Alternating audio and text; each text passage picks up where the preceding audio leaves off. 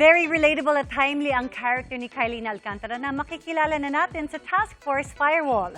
Pero di lang yan na dahil may interesting past din ito sa character naman ni Miguel Tan Felix. Ichichika yan ni Aubrey Carampel. Minsan na raw na biktima si Kylie Alcantara ng online scam dahil napindot ang isang link na bawasan daw ang kanyang hard-earned money. Kaya nagbigay rin ang aktres ng paalala para wag maging biktima. Huwag mag-click ng basta-basta. Yun po siguro. And alamin talaga kung nanggagaling siya sa legit or verified na email or contact number. Minsan na ring ginamit ng mga scammer ang kanyang pangalan para mangolekta ng donasyon para sa mga biktima ng bagyo. Kaya mahalaga raw ang maipakita sa publiko ang pagkalat ng ganitong mga modus. Bagay na tinatalakay sa GMA Prime Action Drama Series na Task Force Firewall, kung saan makikilala na ang karakter ni Kylie. Gagampanan niya ang papel ni Callie Sandoval. Masasangkot ang ama ni Callie sa online sabong na dahilan para mapasok siya sa Team Firewall.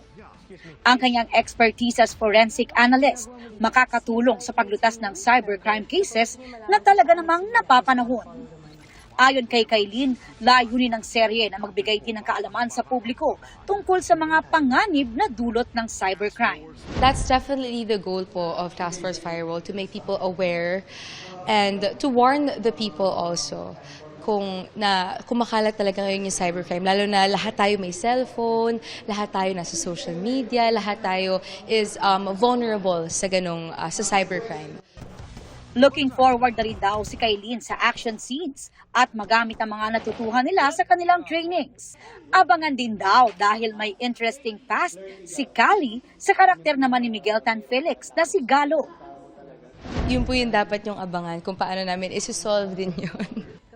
Kasabay ng paglabas ng kanyang karakter sa Task Force Firewall, mapapanood din si Kylie sa View Philippines series na Love Siargao. Kung astig daw si Callie, very sweet girl naman ang character niya sa Love Siargao, kung saan makakatambal naman niya ang Korean sparkle actor na si Kim Jisoo. Ang maganda kay Jisoo is na na-adapt niya na yung Filipino culture kahit papaano. So nung nasa Siargao kami, may mga adlib siya na pang Filipino, Pinoy na talaga siya sa kanyang heart. And syempre nakatulong din na nasa Siargao kami.